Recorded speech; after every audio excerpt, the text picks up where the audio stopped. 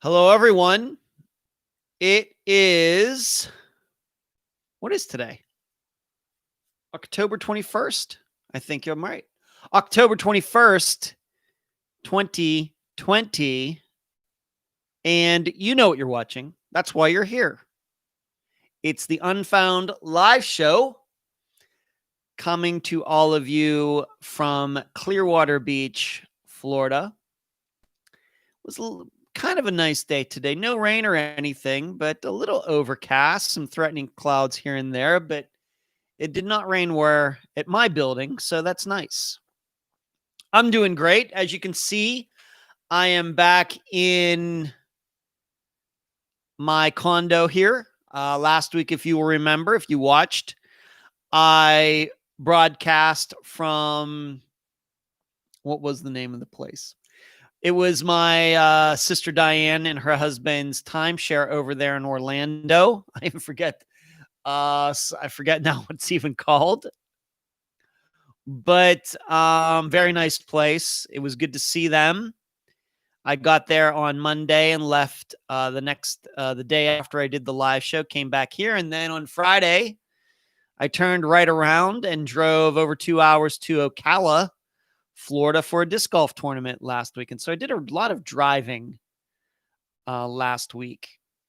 But it was good. It was all good. My sister and her husband are now back in Ohio. They got back. They left on Monday. I actually saw them on Monday evening, and then they left yesterday, but they got back to Ohio today. So they're doing good, and I'm doing good. And so who is in here? Let's see who. Karen was first. Karen and Kathy and Valerie and Becky and Laura and Concha and Susan and Suzanne. Susan and Suzanne right there together. Jasmine. Mike. Hello, Joyce Rivatuzo. How are you? Hope you're doing good. Barbara, Christine, Puma, Charlotte, Jill. Hello, Jill. I'm glad you're in here tonight, Jill. I have to admit that I saw a post from you earlier today, Jill, that you said you'd be going to bed early. So I didn't know if you're going to make it in tonight or not. Joy, James, Cherie. And thank you all for making some time on your Wednesday evening. Yes, I've been back. Went to Ocala, got back on Sunday evening in time to do the think tank with all of the think tank members. If you'd like to be in the think tank, all you have to do is go to patreon.com/Unfound Podcast. But I ended up having time to complete the disc golf tournament, drive over 2 hours back, take a shower, did a little shave for the think tank, and then continue to work. Friday's episode, which I will tell you about later in the live show, is just about done. I'm real excited about that. And so everything is good. Working hard, making some phone calls, doing the interview for next Friday's episode tomorrow. So you know how I like to work ahead at least a little bit. Beeples. I've never seen you before, Beeples. You must be new. I think I would remember somebody watching the live show with the name Beeples, but welcome. Jill says, haha, dinner isn't done, so after food, I'll pass out. Okay, I understand that. I love passing out after eating, Jill. Hello, Anne. Delane. What's going on? Paula. Valerie.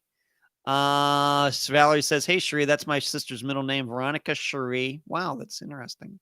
Hello, Katie. So thank you all for watching. As I stated, back from Orlando. We didn't do anything over there. Just kind of hung out. Had some good food. I did at least a little work while I was over there. Did not get in the pool or anything else. There were mosquitoes in that complex there that got me a little bit. But I think, I don't know, Disney World's open, but we didn't go. But my sister and her husband are supposed to be coming back in December, so we'll see what happens then. And so we just kind of sat around, hung out, went to this pretty cool parts place, like all these like leftover inventory kind of stores over there. That was kind of cool, and got to see their new car. It's pretty nice. So time went fast. In fact, I was just saying that to my sister. It's a week ago that I was doing this show from Orlando. I just don't know where the time goes. Just don't know. I had to kind of move this dresser over and everything to try to make it so the live show would work. I think it came across, and I did bring my lights and everything, so I think it looked okay. But I had to kind of get creative. And by the way, if you are watching this, please, while you're watching, please give this video, this live show, the thumbs up. I always talk about that.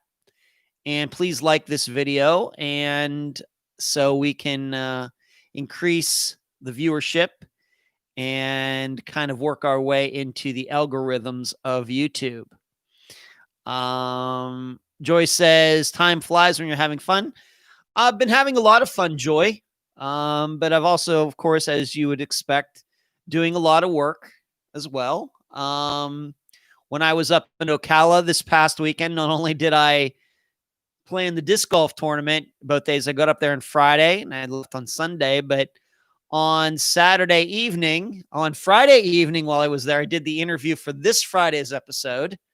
And then on Saturday day into the evening, I worked on the Patreon blog, and that I also did 2 videos that were posted to the YouTube channel, Dow Phillips and Patty Action. So even while I'm on the road, I take the tripod, I take both of my laptops, and I'm always prepared to do a little work on the road. And I'm very fortunate that I've stayed in some places where I could do that. So that's what's going on. As for how I performed out there,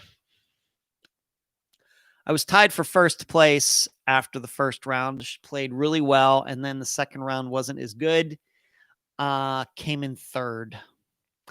I can't be totally disappointed because I actually scored better than I thought I would, but I had my chance. I had my chance to win.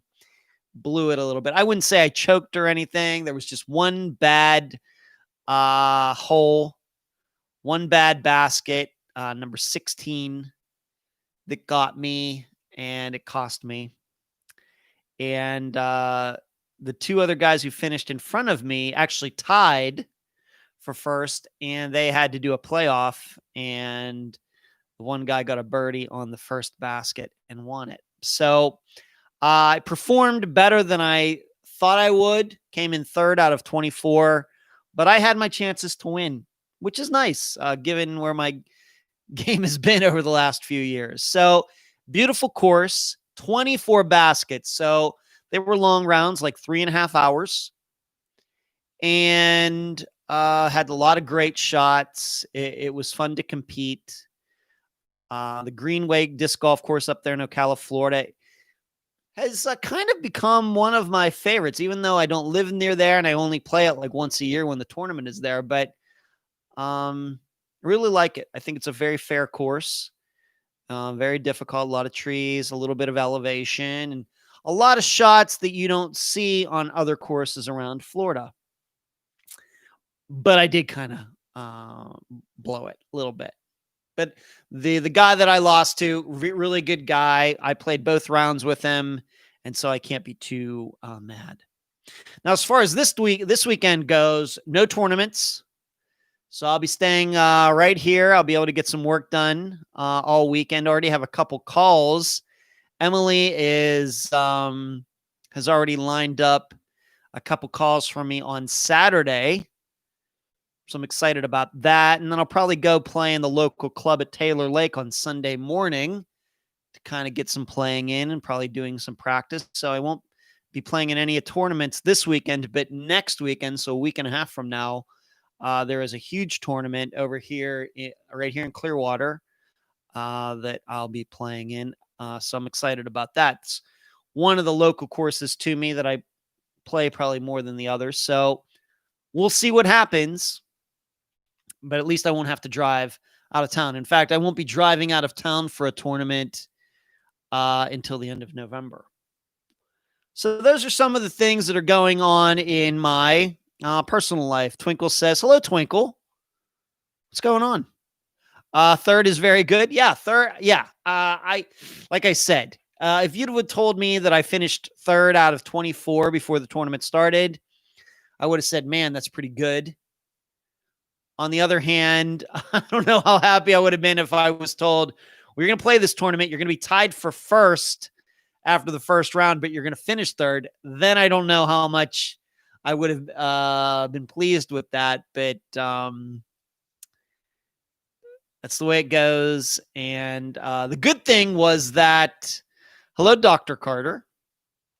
The good thing is that the top three players get to make little speeches when they're presented with their winnings. And so I got to do that, and I got to mention Unfound in my speech. I was wearing my Unfound hat and got to tell the crowd that was other players and people about the podcast after I just, was said I was how happy I was, how I played, etc. I just wanted to tell them, hey, I host a true crime podcast. It's called Unfound. Hope you'll check it out. And it certainly helps to do that when you have the logo on your hat, and that's not something that people forget. So I guess I'm always multitasking. I go to disc golf tournaments out of town. I'm working on Unfound. And even at a tournament, I find a way to talk about the podcast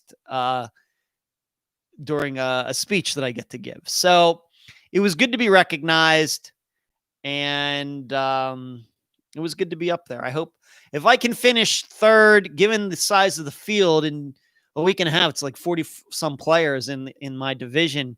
If I finish third out of 40 some, I mean, that would be crazy, crazy, crazy good. We can only hope. So those are some of the things going on with me. I'm feeling good. It's always nice to come home, and everything is great around here.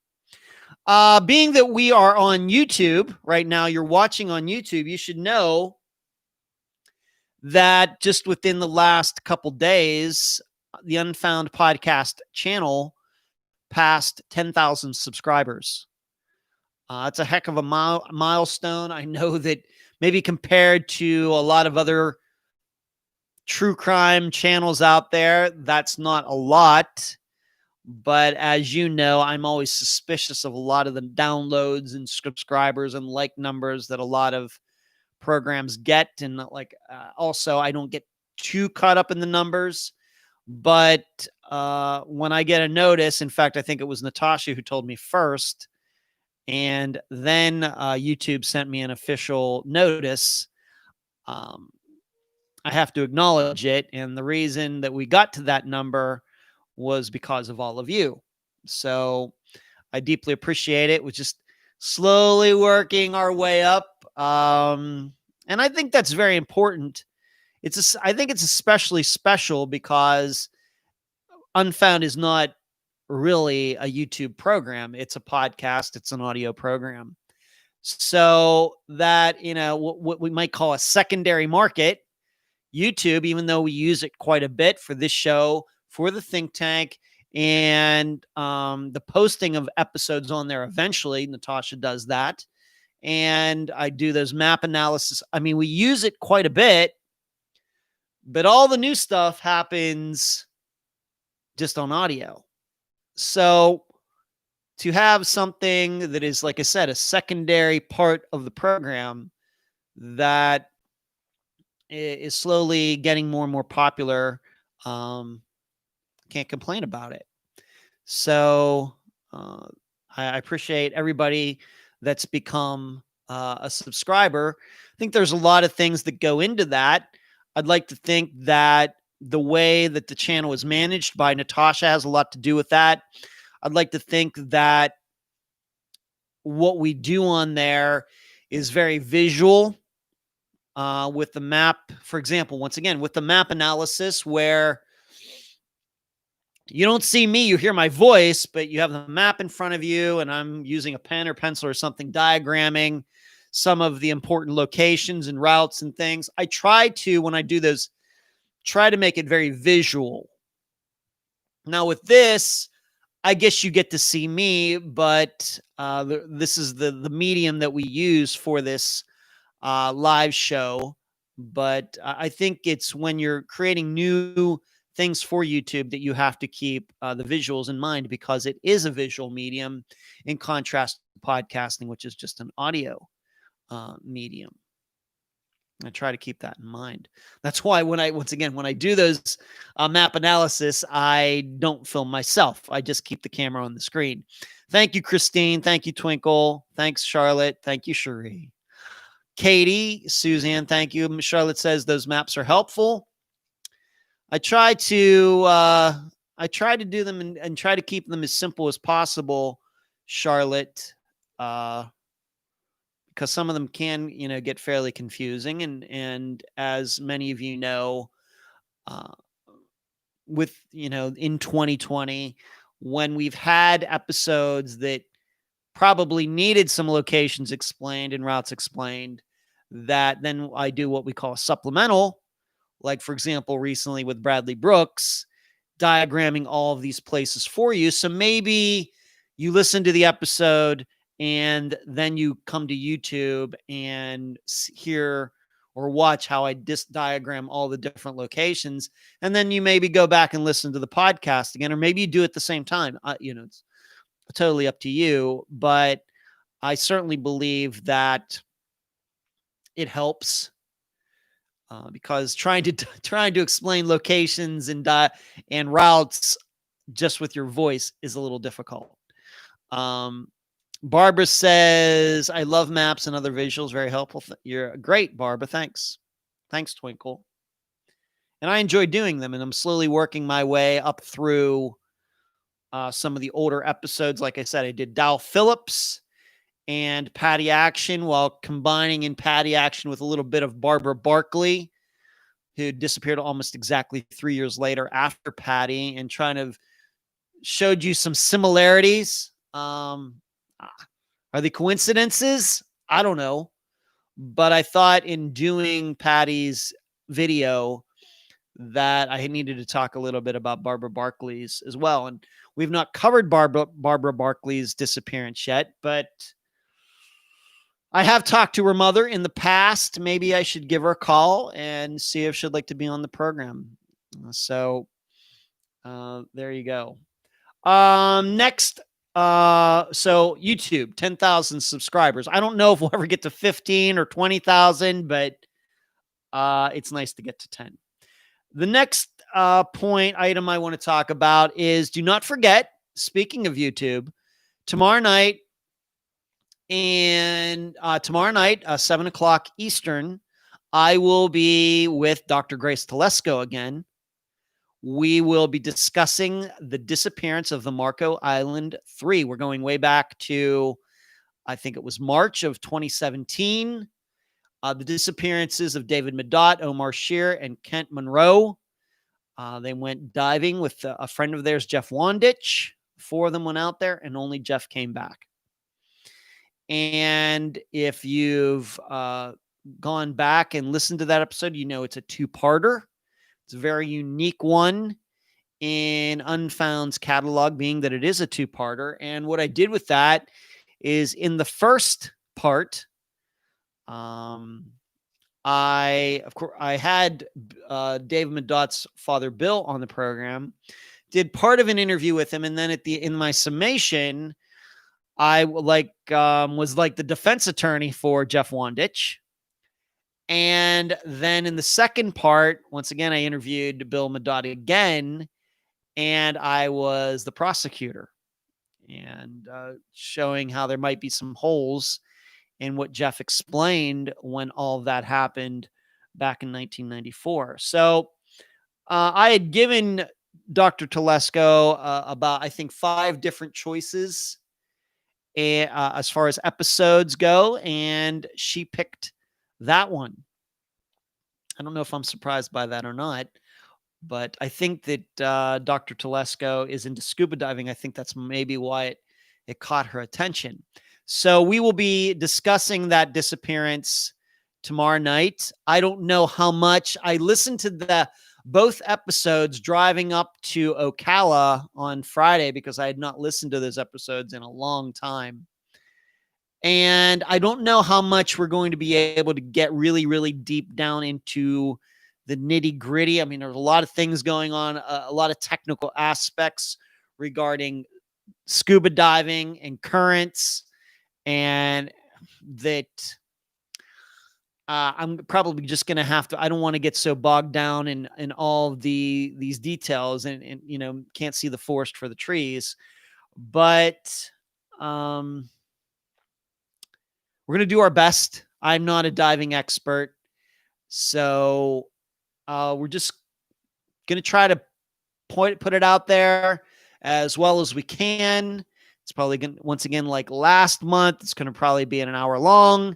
So we'll probably have to keep it to the major points. And I'll be working on my notes for that interview tomorrow. And then I'll be able to figure out how much do I want to talk about. I mean, it's because once again, some of the things get very intricate. And but I think it'll be a good discussion. And I think she told me that one of her classes is going to be present, going to be watching it. So it'll be interesting. And I have already told Bill Madot, the guest for that episode, I've already told him that we would be doing that tomorrow night and gave him the link. So I'm looking forward to that. I continue to say that I think that Dr. Telesco and I have very good rapport when we have covered the disappearances that we've had so far. Dorian Myers, Cameron Remmer, Eric Alvarado last month, and then the Marco Island 3 this month. By the way, you should know the Marco Island 3, that is a name that I came up with. That was never used anywhere else until Unfound covered the disappearance. I was just trying to figure out a name for the group. And like the Springfield 3 or other things that have been done like that, the Chicago 7 going back to the 1960s. And the reason it's called Marco Island 3 is because that's where they left from. They left from Marco Island to go on this trip. That's where they left in the boat. So that's why I ended up calling them the Marco Island 3. So if you've not listened to that episode, I know it's less than 24 hours to the show with Dr. Telesco, but if you haven't listened to it yet, maybe you can make some time. Delane says, I watched my first old episode on YouTube today. Natasha's doing a great job adding visuals to the episode. Yeah, she loves doing that, Delane. Hello, Marilyn's Missing and the Murdered. Hello, how are you? Twinkle, Charlotte, Twinkle. I don't know anything about diving. I had to do some reading about it. Well, the only thing, Twinkle, that I knew is I took a scuba diving class in 2002. And we went out to Lake Mead in Las Vegas. And I got my PADI license, and I haven't been scuba diving since. I just thought it would be cool, something to do. And that's all that I know about it. Now, luckily, there is a woman that I worked with at Star Trek 20 years ago who has, over the last few years, become a scuba diving expert. Much like I couldn't have predicted me covering missing persons cases and doing this in my life maybe 7 years ago. I guess I'm at least a little surprised this is what she got into, but she's really into it. She seems to be really into it. And she is an instructor and everything now. So I sent her links to both of the episodes, and I hope that she will listen to them and give me her insight as an expert into how she interprets allegedly what went on out in the Gulf of Mexico and how Jeff survived and the other three seemingly didn't. So I hope that she will listen to those and get back to me. Twinkle says, you're so brave, it scared me to death. Hello, LaFord. There's LaFord. Hello. I don't know, Twinkle. Obviously, the water, you get out there. You shouldn't go out there if you don't know what you're doing. And that very well could be what happened. That it was just a series of unfortunate events that led to those three young men getting stuck out in the Gulf and then dying. The problem is that some of what Jeff has said is hard to understand, at least what he said back 26 years ago. And those are the sticking points. But we will present the facts tomorrow night, myself and Dr. Telesco, and we will let the viewers decide. So don't forget about that. Once again, that will be on the Fleischer School of Education, College of Education and School of Criminal Justice YouTube channel, just like it was last month. We're not doing this on Facebook anymore. This is through their YouTube. It will be YouTube Live, just like what you're watching here, but we will use Zoom for this. And she has all the pictures of the boat, of the young men, of the maps and everything. And I'm sure that she will be posting those as we go through the discussion. In fact, that was one of the criteria that she gave me. If we're going to cover whatever disappearance we were going to cover this month, let's make sure it's a little visual, make sure there's pictures and other things. So that's how this particular disappearance got picked. Once again, 7 p.m. Eastern tomorrow evening on the Fleischer College of Education and School of Criminal Justice page. Once again, just like last month. And the link has been put both on the Unfound page and in the discussion group. All right, let's move on to this. Last Friday, we covered the disappearance of Angela Green. I want to say once again that in the process of making that episode and interviewing Michelle and Ellie, that I did not realize that there were a couple other podcasts that had covered her disappearance recently. I had no idea. I don't really keep up on those things, and I don't want anybody, whether in this audience or anybody else out there, to think that we're riding the coattails or anything else. That was just how it happened. Just one of those things that's going to happen, I guess, once in a while. But in the Angela Green poll in the discussion group, a large majority of you believe that Jeff, her husband, did kill Angela, but it was an accident, something that went too far. A domestic violence incident that went too far. Can't argue with that. I have to tell you that in the think tank that was very much the same,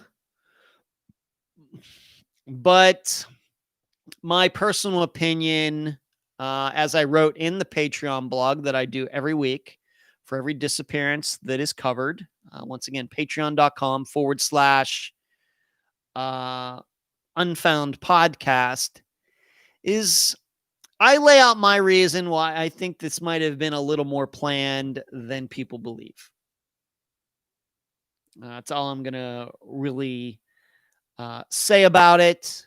And except I will also add that him talking about putting Angela in a mental institution and being serious about it, at least that's what Ellie said, continues to bebop around in my mind. And in fact, I know that some of you have sent me some private messages saying, is it possible that he really did try to take her to a mental institution and something happened?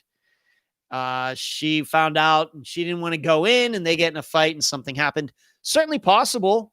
There are no facts to dispute that. Certainly not. But I don't know. It seems a little too complicated to me, but there's no facts disputing that.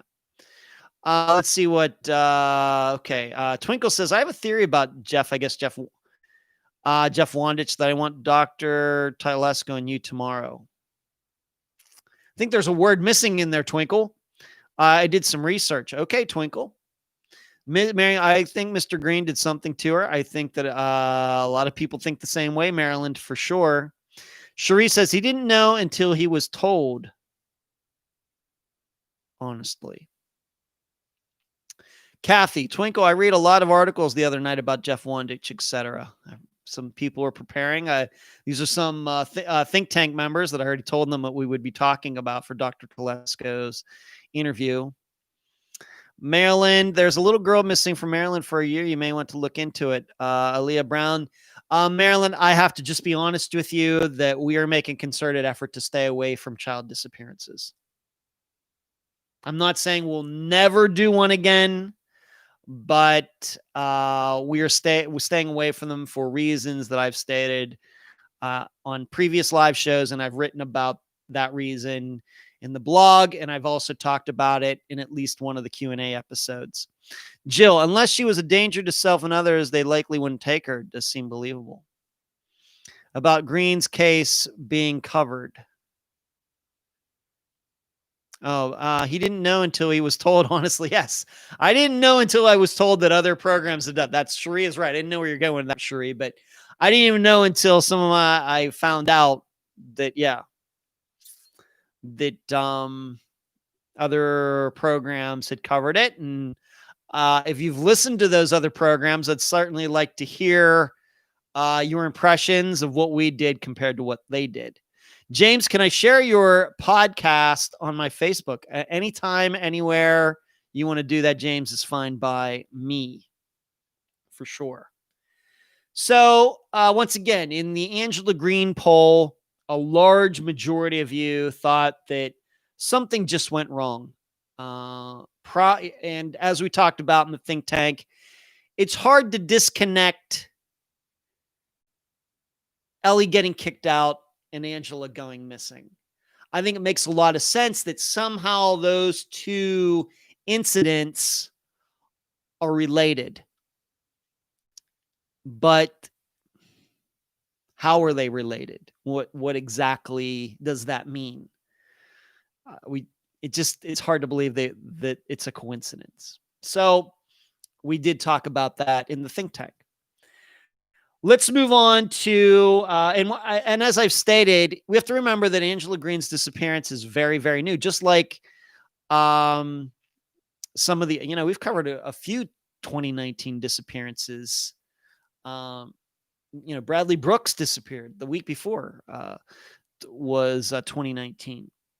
You have to remember that these are fairly new, and we should not be surprised if they are not solved quickly.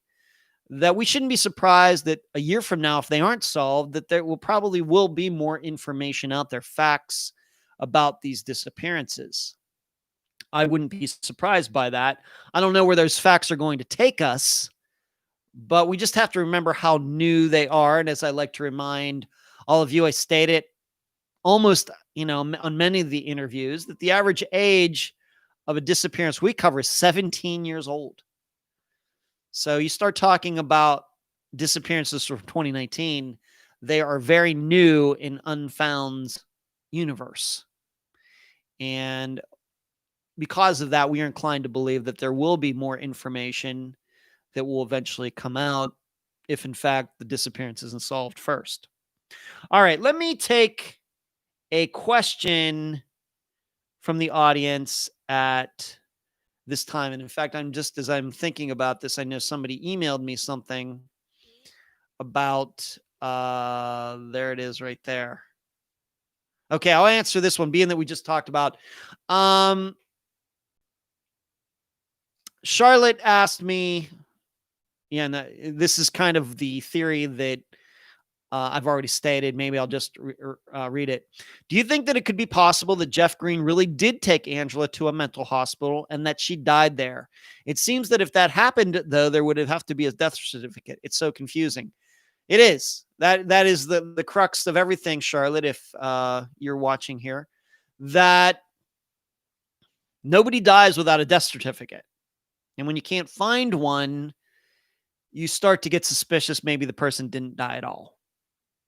Or if the person did die, it was under suspicious circumstances and somebody's trying to cover something up. So there's that.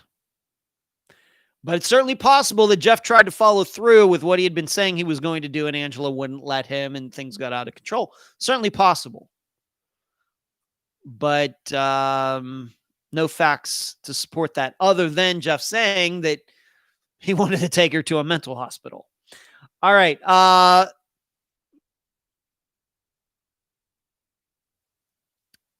will answer that, Ann, and that's Puma. That's a good question, too. AK asked me, is that me playing guitar at the beginning of the music for Unfound? No, that's not.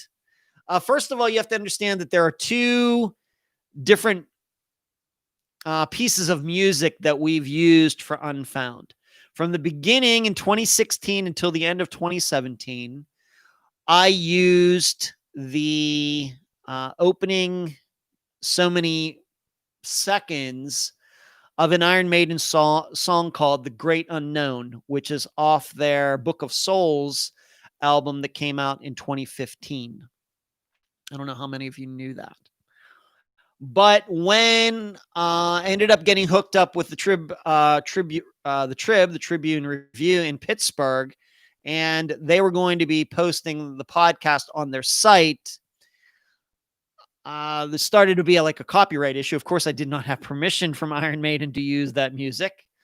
So I had to find licensed free music. And so I went to pond5.com and found the music that you now hear at the beginning and end of every episode. And then on top of that, it was Natasha who took that piece of music and went back for all of the YouTube videos and put the new music replacing the old music. She did that, which I don't think was easy. It took her some time, but she got it all done.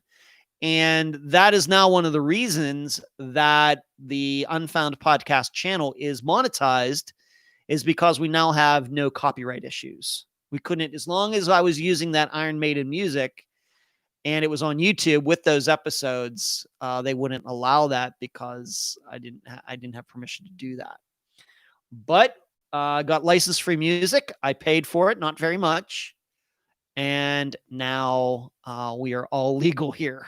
So, and we've been legal, I guess, since the beginning of 2018. So, AK, that is not me playing the guitar. I can play the guitar, but not that well. And I haven't been practicing, frankly. I'm self-taught on the guitar, but I am classically trained on the piano, but I haven't played the piano for a long time, too. So if it was piano music, then there is certainly a very good possibility that I probably could play the piece of music, whatever I would find to be the intro and outro for the program. But with guitar, I'm not even close to as skilled. So that is certainly a professional playing that music at the beginning and end. But it's very kind of you to ask and to think that I could play a guitar that well. That's very kind. But no, that is not me. I wish I could play a guitar that well. Let's go back. So that AK, thank you for that question. That's a very good one. I don't know the last time that I answered a question about the music for the program. But I know at one point I was asked, well, why did you use copywritten music when you started the program, when you know that the issues, well, when you start something like this, you're never sure how long it's going to go. And we just continue to go and go and go, and it gets better and better and better. And then you have to start looking at these, maybe what you call shortcuts that you took at the beginning, and think, you know what, I think you need to make this legal, make it more professional. I mean, some of you maybe even remember that of course, now the famous logo that we have that I think is a fantastic logo, designed by Stephanie from California. The logo that we have now was not the logo that we had when the program started. Once again, it was very rudimentary, and it was not totally original. And then at some point in 2017, it got changed to the logo that now everybody knows. And I love the logo. And I could not thank Stephanie enough for designing it. So some things have changed since 2016. The music, the logo, and maybe even notice when you go back and listen to some of those old episodes from 2016, I'd say into 2017, maybe you notice my voice has changed a little bit. My demeanor has changed. I noticed that even when I was listening to the episode, the Marco Island 3, when I was driving up to Ocala, that I just don't sound like that anymore. I think I sound a little more laid back now, not so serious. Of course, it's a serious topic. I'm not saying I'm joking around or anything, but my voice sounds a little more laid back, and I think that's the way it's been since starting in 2017 sometime. So it's just weird how those things develop. You have to, you learn, you have in anything that you use, when it comes to presenting information or anything like that, you have to find what you might call your shtick. And I think it just took me a little while to fall into a groove that was representative of myself. Sometimes it takes a while. That's why I think the program is a little different. How I sound, how I treat everything, how I do the interviews is a lot different now than it was then. So let's get back to Anne. You asked me, why won't you cover missing children? Just wondering. Very quickly, and the tough thing about covering children is because you don't know who to trust. The fact is, a majority of children who go missing, the main suspects are their parents. So if you can't trust the parents, who do you talk to? As you know, if you've listened to the program, mothers are the most common demographic that we talk to on the program. Mothers of missing adult children, 20 years old, 30-year-olds. But when you start getting down to a child that goes missing that's 10 years old, the odds greatly shoot up that a mother and or father caused that 10-year-old's disappearance. And we never want to get into a situation where it is found out eventually that somebody that we interviewed who portrayed, now with Steve Pankey, a little bit different. He has been accused. He came on to claim that he is innocent. Whereas when we cover disappearances the regular way we do, we never want to have somebody on and believe that they are innocent, and then somewhere down the road, it turns out they are guilty as heck. I don't think that does anything positive for the program. So that's the number one reason, and is you just don't know who to trust when it comes to missing children. And so that's why we stay away from them. And I would also, on top of that, the fact is that missing children get a lot more attention than missing adults do. And so we're trying to make up for that by concentrating exclusively on missing adults. So I would say it's those 2 points put together. All right, let's move on to Dr. Carter says, I've definitely found my groove. Well, I appreciate that, Dr. Carter, but you surely would not want to see me dance. Stephanie Hollingsworth. I was over in Orlando a week ago, and just after I left there, it seems that she has been found in her vehicle in a retention pond in an area of what I would call kind of southeast Orlando. It was nowhere near where I was staying with my sister and her husband. Stephanie Hollingsworth is the disappearance that I talked about for the Unfound Now that I did a couple weeks ago.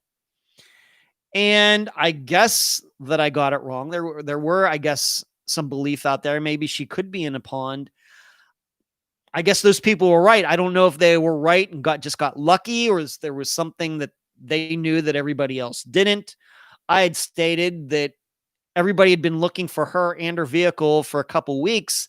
Maybe it's possible the vehicle just isn't in the Orlando area anymore. Well, it turns out that it was, but it was in this retention pond. And I did look this up on a map, and there are 3 or 4 different ponds around this particular intersection that was described in the articles that I've read. I don't know which one of those ponds it is.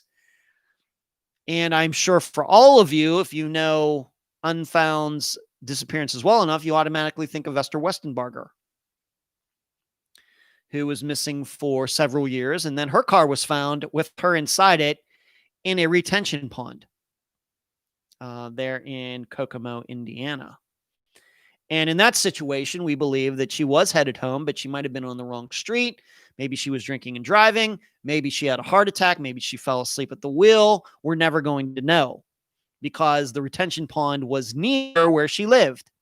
Whereas with Stephanie Hollingsworth, where she was found, at least for the address that I could find for her, was nowhere near where this retention pond is. And in fact, there was like a street there, but I think that it's blocked off right now because it doesn't even lead anywhere. So I don't know what to think. I think that many people now knowing now that she was found in her vehicle and putting that together with her being seen at this Walmart and she purchased some alcohol, we might have to lean toward a drinking and driving situation. She was drinking and driving, lost control of her vehicle, and drove right into this retention pond. And as I was talking about back when, there's a guy, I'm not going to mention his name, but he listens from Sweden. And when Esther was found in her car, we had a discussion about being in your car and going into a body of water by accident, and how do you get out of it? And being that almost all cars these days have power windows, and how do you get out of there? How do you get a window down? What do you do? Most people don't know what to do. And they just don't. Because as soon as the car hits the water, all of your electrical systems are going to go kaput. So unless you actually hit the water with a window down, things could get very dangerous very quickly. And one of the things you have to remember is that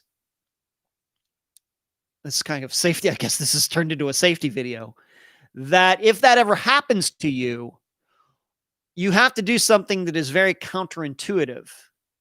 And what you have to do is you actually have to let your car fill up with water. If you try to exert all of your energy as soon as you hit the water, if you try to open your door, if there's air inside the car, there's water outside the car, you're not going to be able to open the door because all of that pressure is pushing, the water pressure is pushing in on the vehicle. And you could use all your energy, start losing your mind, start panicking, and then the water starts rising, you panic more, you give up trying to push on the door because it's not opening, and then you try something else, and then you drowned. Whereas the proper procedure is to actually allow the car to fill up with water, and as soon as it gets up there, you hold your breath, and then the door will open, no problem, because once there's water inside the car and outside the car, all the pressures are equalized. And so it's no different than being out here in the air. And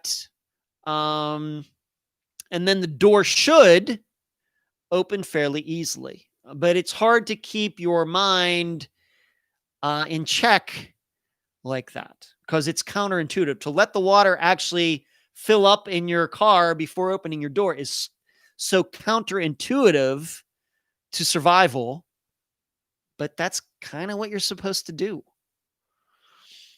But I don't know how many people know that. And even if people know it, it's easy to talk about it, but then you're put in that situation and then things aren't so might not be so easy to do, once again, because you panic. And you don't get to practice that. There's no driving ed course where they, throw you into water with a car and try to get out of it. But this seems to be what happened. There was no murder. Might have been a suicide. But like Esther Westenbarger, I don't know if they will ever know. Hard to say. They'll take a look at the car. They'll see if it was in drive, just like they did with Esther's. They'll see if the car was in drive. They'll see if the key was in the ignition. Was it turned on? And they'll try to make a determination. But I don't think you need to be a missing persons expert to think that she ended up in a retention pond nowhere near her house, and she was just buying alcohol before that. It kind of does lead to thoughts of drinking and driving. And in fact, I think even when Esther Westenbarger's disappearance happened, that I thought back to a young woman who died under the same circumstances over in Ybor City, over on the other side of Tampa, where she got lost. She was drunk. I think she was high. She drove right off a boat ramp into a little lake and drowned. She had no intentions of killing herself or anything else. She just made a mistake because she didn't know where she was. Like I said, drunk, high. And so these things do happen. And I have to tell you something else. Given Esther's case, given Stephanie's case, given this young woman's, what happened to her must have been at least 5 years ago over on the other side of Tampa. There's the disappearance of Robert Helfrey right here in Clearwater. Kind of the same situation.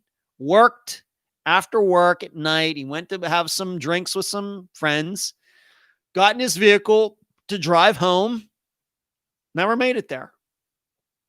And I slowly, I'm starting to believe more and more that he also drove into a body of water somewhere around here, drunk, got lost, maybe passed out, fell asleep at the wheel. And in one of these little lakes around here, retention ponds, that we have many of them here over in Pinellas County, I have to tell you that my first choice after all this time is that he's in one of them. It's just hard to figure out which one and how to search them, etc. But I will tell you that when I do have a little bit of spare time, I have been looking at maps of Pinellas County and looking at retention ponds and knowing where he lived and where he was coming from. And you try to start thinking about, well, if he made a wrong turn here, he could have ended up in this retention pond. If he made a wrong turn here, he could have ended up. And I've done that. And I'm going to continue to do that in my spare time, although I don't have much of it. So Stephanie Hollingsworth found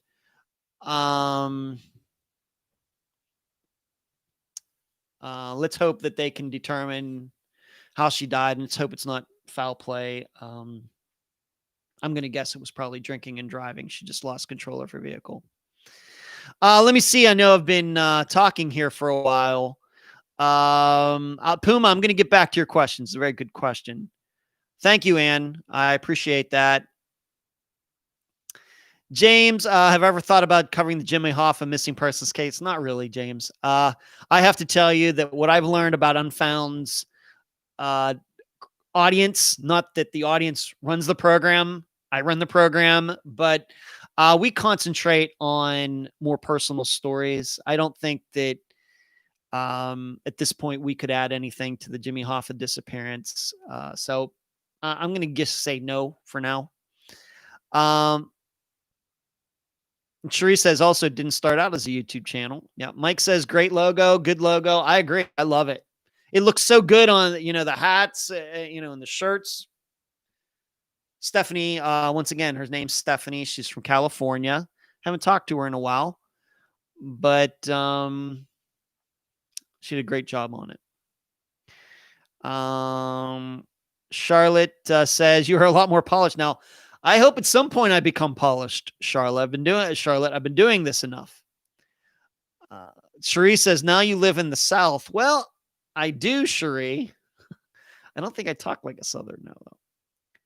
Twinkle says, your voice sounds like I'm comfortable. I am comfortable. Thanks. Thank you, doctor. Hello, Wurzel. I think you're new. Anne, you're welcome. It's a good question, Anne, about covering children's cases. But we have everything that I want you to do, Anne, that everything that we do, there's a reason behind it. There is a rationality for it, even though it might not be obvious to the audience. But we do have a rationale for the decisions we make regarding the program and what goes on in the discussion group and everything else. Why we don't allow comments on YouTube. There is a rationale behind all of it. We take a lot of different factors into account before we make a decision. And so when it comes to covering children's disappearances, we have covered some. We've covered some. Mikhail Biggs, Debbie Lowe. But those are situations where it is clear that their family had nothing to do with those disappearances. And the reason we're quite sure of that is because some of these disappearances are very, very old. Whereas you start getting into newer disappearances, you just can never be sure. Cherie says it's a dead end about a half mile after the pond. It's right in the curve. Yeah, speaking of Stephanie Hollingsworth, that's the one retention pond I was concentrating on too, Cherie, and you just wonder if she lost control, didn't make the curve, and went in there. I did see that one, and that did occur to me. I think, Cherie, that you're probably right about that. Kathy says, Cherie, I saw the actual retention pond on Wed Sluice. I didn't see any fences around it. A bigger pond where Esther ended up. Surely. Esther's pond was small compared to the couple that Stephanie Hollingsworth could have gone into. That's true. Mandy says, just made it in. Thank you, Mandy.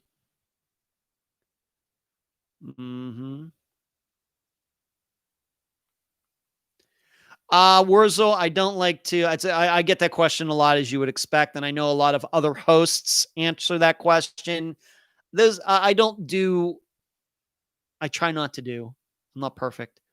I try not to do superlatives like most baffling, most serious, the most serious one, the most mysterious one.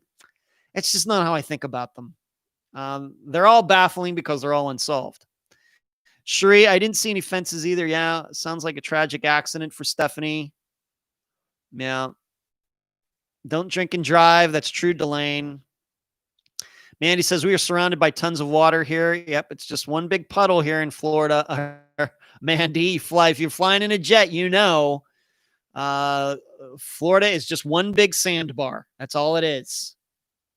The highest point is 341 feet above sea level, and there's ponds and little lakes and things all over.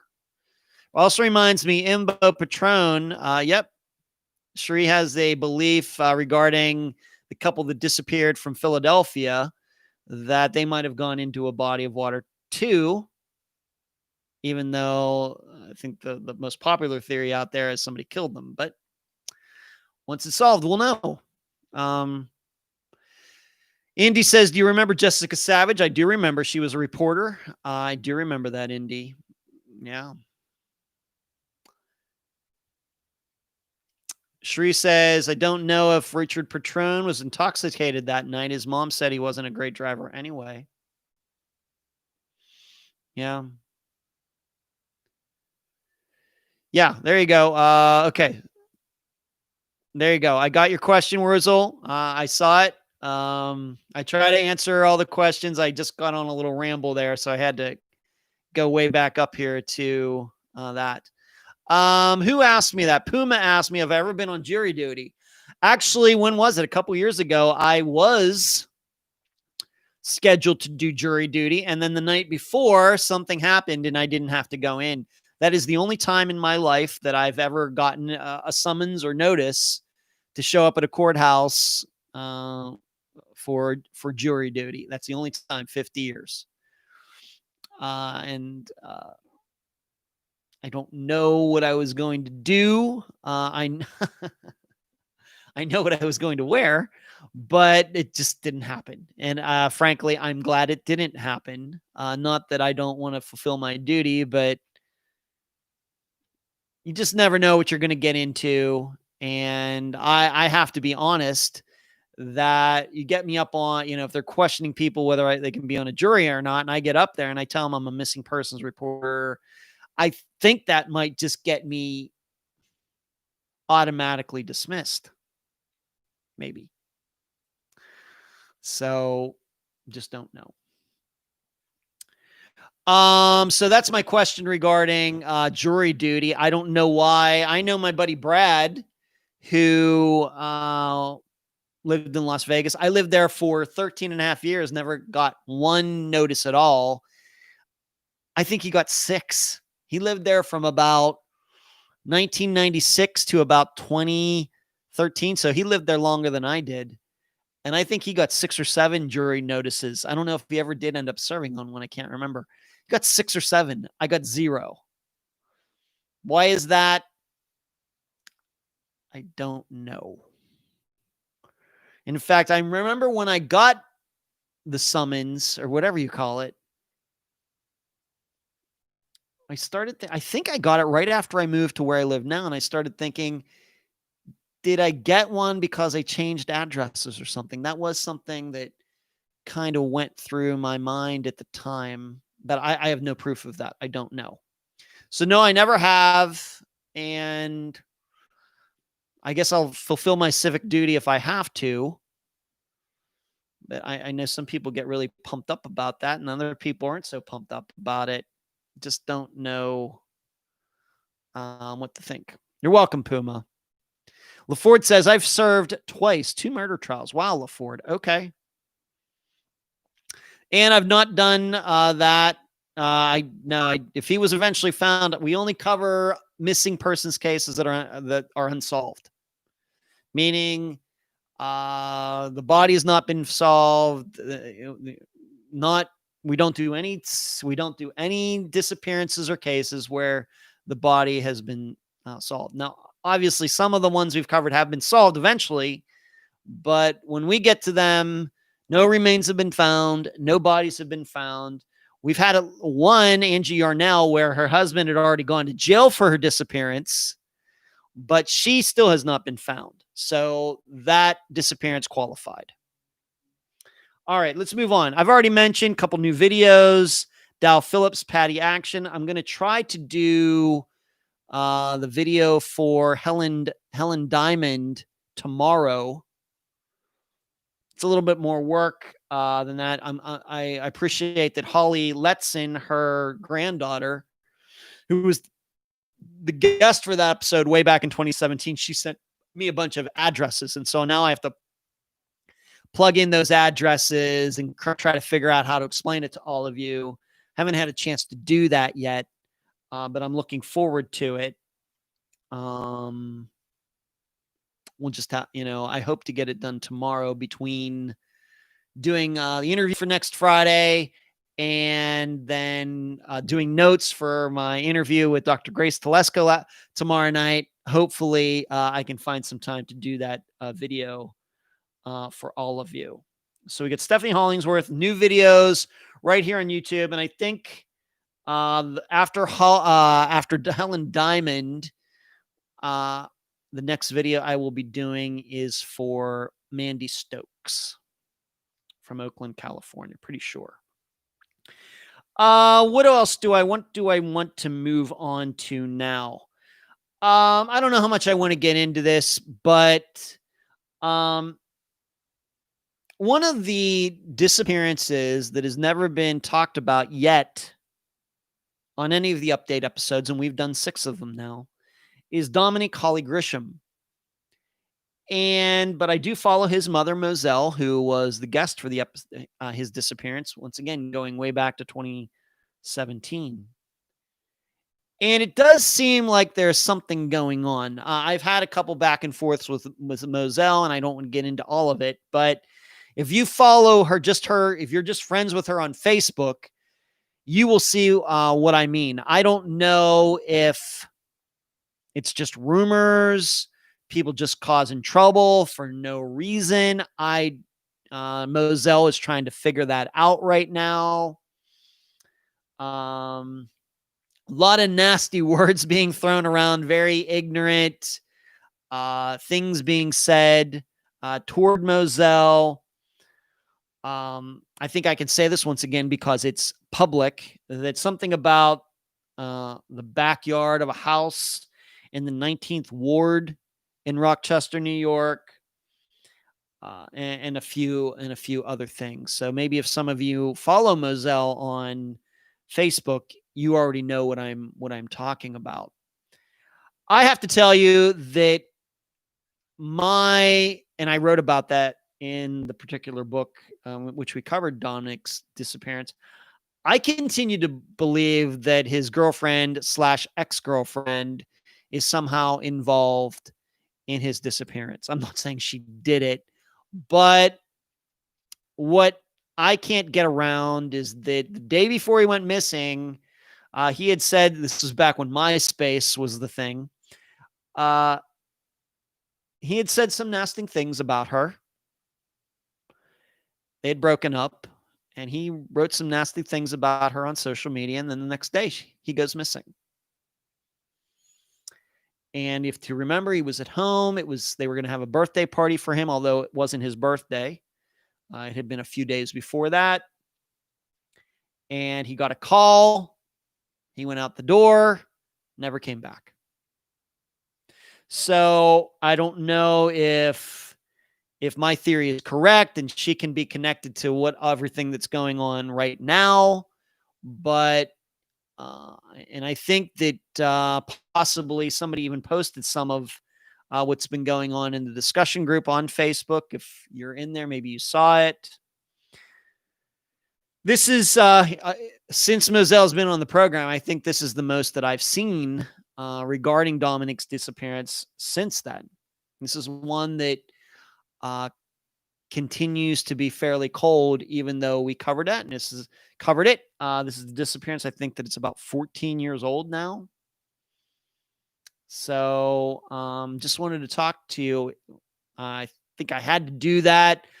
You know that I feel bad when we can't do updates on some of these disappearances. I know there's several disappearances that we've covered that have not ever been mentioned as far as any updates in any of the update episodes so far. And I think that sucks. But those are just the facts. And so it feels good to think that, well, maybe something's going on here. Maybe something's going to break. Maybe something's going to happen. Because you have to remember, Domonique, I think, was only 16. And so it's been 14 years, I believe. I think it was 2006. And so these people who might have been involved might be 30 now. And maybe maybe somebody's grown a conscience in that time. We can only hope. So let's see. What Twinkle says, when you're self-employed, it's hard to take time off. Twinkle, that's surely true, but I have to tell you that I don't mind working on Saturday nights. Like I was up in Ocala Saturday night. I'm writing the blog. I'm filming those couple YouTube videos. I couldn't be happier. That's just me. And on Friday night up there, I'm talking to the guest for this Friday's episode. Trust me, I couldn't be happier. Just chilling in this Airbnb that I got was very nice. Just sitting there, doing some work. Doesn't bother me at all. Yes, James, thank you for reminding everybody. While you're watching, please hit that like button. If you got in here late, while you're watching, please hit the like button for this video. Give it the thumbs up on whatever kind of device you are using. Charlotte says, was Mandy Stokes the one who was going to the airport and disappeared? I don't remember going to the airport, Charlotte. What I remember is her having an argument. She was living with her brother. Remember, they had an argument. And she was in the process of talking to her boyfriend and got cut off. And then her car was found somewhere down the road and she was never seen again. I don't remember. You know, the thing about doing these videos is I go back and listen to and look at my notes before I do any of these videos, these map analysis, updating and doing these videos. I've not had a chance to do that yet, Charlotte. I don't remember anything about an airport, but you could be correct. What I remember is the argument with her brother, her being on the phone with her boyfriend, the phone getting cut off.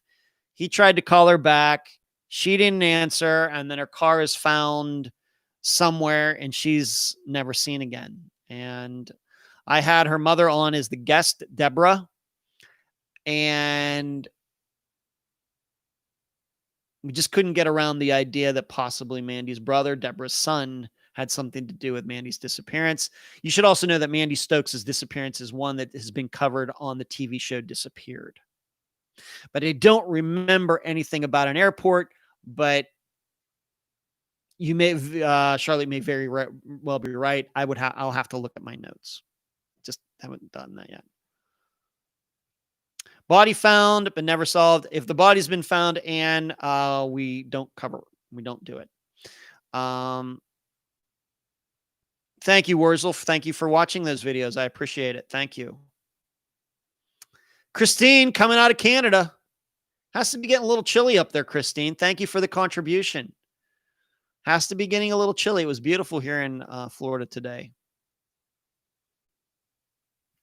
Yeah, Carol. Yeah, we're not going to talk about Tiger King, Lion King, James. We're going to stay away from that. Kathy says, regarding Domonique, I also think his girlfriend was involved in his disappearance. I think that makes a lot of sense. No proof of that, but you can't ignore the timing of all of that.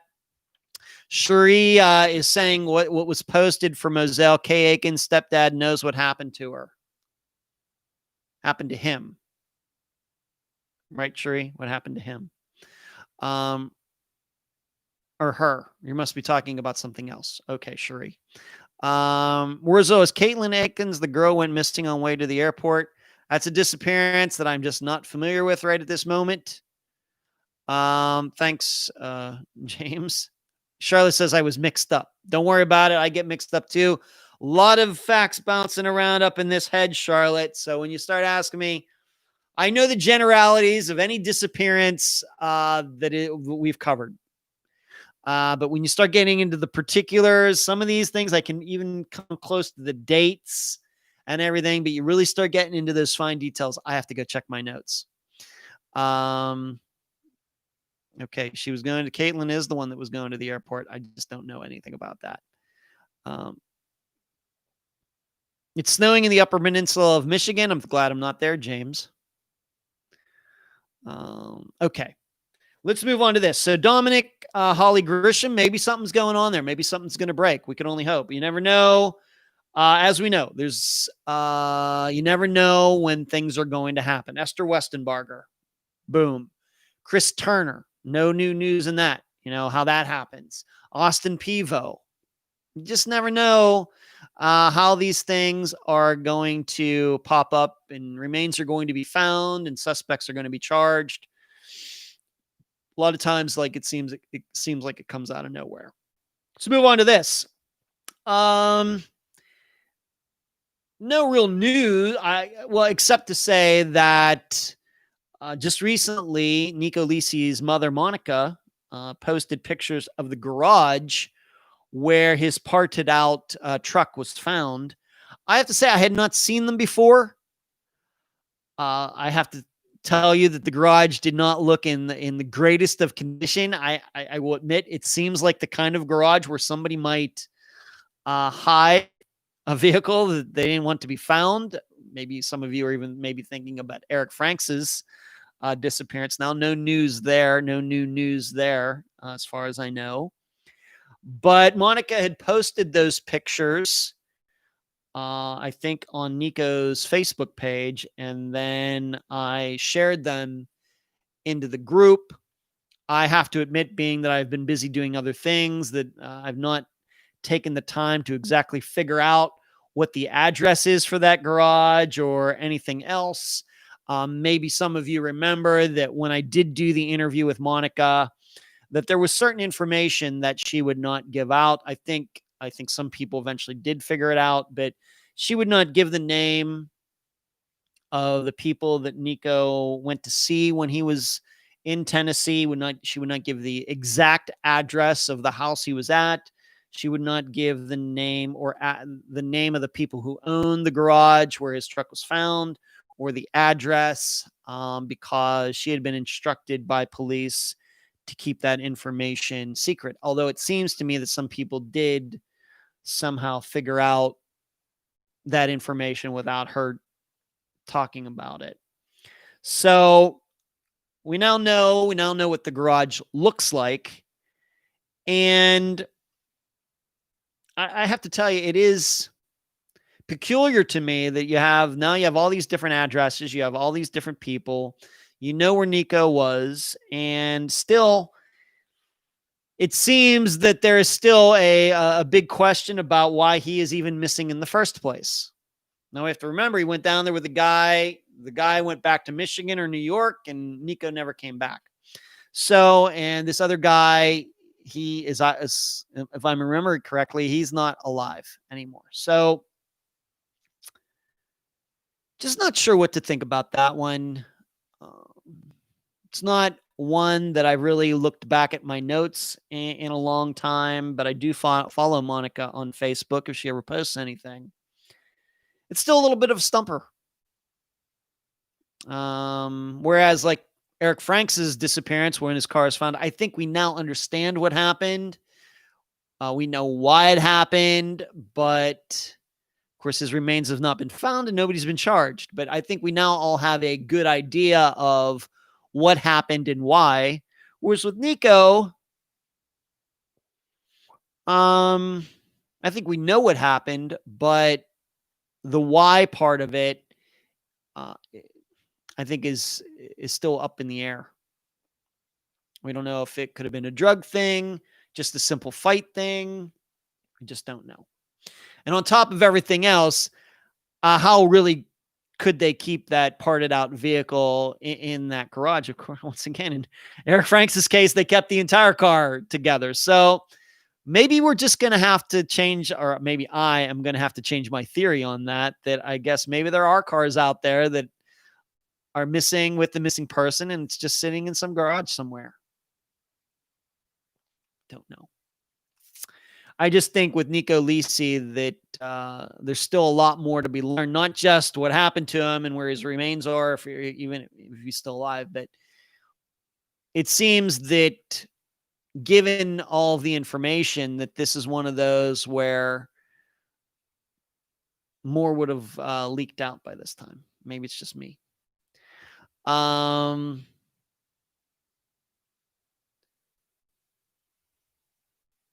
Dr. Carter says her stepfather is dodgy. I was still talking about this other case. Okay. Cherise says, Monica, she's always standing up for other families in the discussion group. She does. That is certainly true, Cherise. She certainly does. Charlotte says that Nico's was a very strange case. It still is a strange case, Charlotte. Like I said, I don't like to give it. I guess what I'm saying, they're all strange because we don't know what happened. What makes Nico's unique is that he lived in New York and somehow went missing in Tennessee. Just picked up and went to Tennessee and all of a sudden he's missing. That's what makes it unique. And how could he have gotten, he was only in Tennessee for a few hours and then he goes missing. I mean, how does that happen? And we just don't know. Could be drugs, could be something else. We just don't know. Charlotte says some cars are supposedly buried in the ground.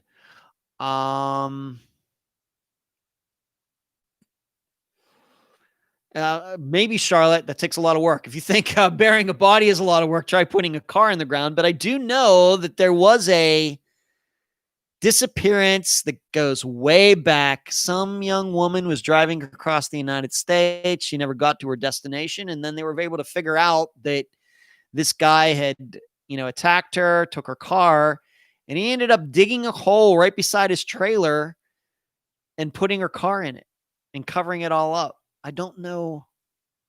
Years ago. This must have been one of those unsolved mystery ones that I remember. But I'm thinking it goes back to like the 80s. She was driving somewhere a long distance and just disappeared, and somehow they ended up catching this guy. But yeah, he buried the car on his property.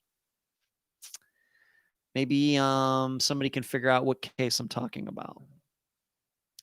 All right, let's move. So Nico Lisi, if you haven't seen the pictures of where his parted out truck was found, you can go to the discussion group and find those pictures, and maybe one of you, some others can figure out what the address is. Moving on, Bonnie and Jeremy Degas. I think just within the last few live shows, I mentioned how the Hillsborough County Sheriff's Office did a podcast concerning her disappearance. Hillsborough County is where Tampa is. I live in Pinellas County, where Clearwater and St. Petersburg are. Totally, we're across the bay to the west.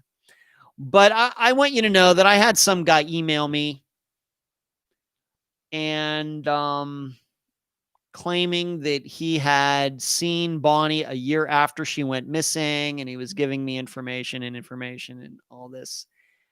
And I had some emails back and forth with him, but I think I quickly figured out that this guy was just a kook. Now, if you will remember that Bonnie's mother, Linda, for a long time was harassed by a guy from Ohio who was claiming that he was Jeremy, he was grown up Jeremy, Bonnie's son. And harassed, trolled, stalked, cyber stalked, et cetera, et cetera, et cetera. And finally, he did enough, and the police went and got him. And I don't know what's going on with that now. But the person that emailed me is somebody totally different. And I would not say that he was as militant and trollish or anything else, but just to be honest, his story just didn't make a lot of sense to me. To say that, yeah, Bonnie, he claimed that he was working in the area where Bonnie disappeared, and he said he was working at this store, and a year after Bonnie went missing, she kind of just came in there. And of course, the questions start, and he claimed that he went to high school with her and everything. Well, you had to know that she was missing. Why didn't you call 911? Why didn't you ask her where she's been for the last year? Did she not realize that people were looking? I don't know. And the guy just didn't have any many good answers. So frankly, I had to block him. I don't know what it is about that particular disappearance of Bonnie that has brought out those types of people, because we've covered a lot of other disappearances where no kooks come out of the woodwork. So I don't know what it is. But Bonnie and Jeremy's is certainly one where there seem to have been some people that are coming up with information that they have there's no proof of what they're saying is true at all, and it just doesn't make any sense. It just doesn't. But I wanted to tell you about that email that I got. Like I said, I was cordial to the guy. We didn't have any words or anything else, but I finally just had to tell him, here's why what you're saying doesn't make any sense to me. And I had like 4 different points that he he had a hard time answering. So there's that. So Jeremy and Jeremy Degas, Bonnie Degas. Suzanne says, I remember that case, Ed. I think it was the woman who was driving in her car. She and her car went missing, and then the car was found buried in the ground. Can't remember her name. Kathy says, LaFord, there's the one I'm thinking of. Buried the car on his property. They're now both thinking. Lisa Kimmel from UM. I don't know, LaFord. Yes, it was an unsolved mystery. She was pulled over by a cop earlier on her trip. Don't remember her name. No. Don't remember. It's going to bother all of us now. See if anybody's come up with that name yet. No. Chemoth. Why do true crime cases seem to attract folks with mental illnesses that appeared to be undiagnosed or untreated? You mean Chemoth? I think that's how you pronounce it. If you're asking why you get people claiming they know things when they don't, I'm guessing that's what you mean, Chemoth.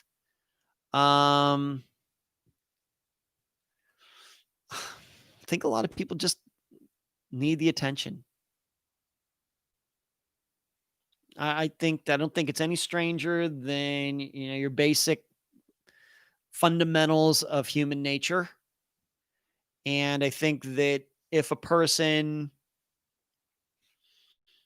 does not have total mental stability, then some of those human nature qualities, the 7 deadly sins, etc., are going to be accentuated. That's what I think. So we have to remember, we talk about serial killers, for example, being very narcissistic, know-it-alls, and everything else. Well, that's a trait that all humans have to some degree.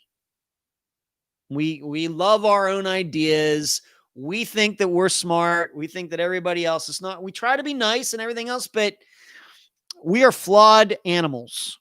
We are surely flawed animals.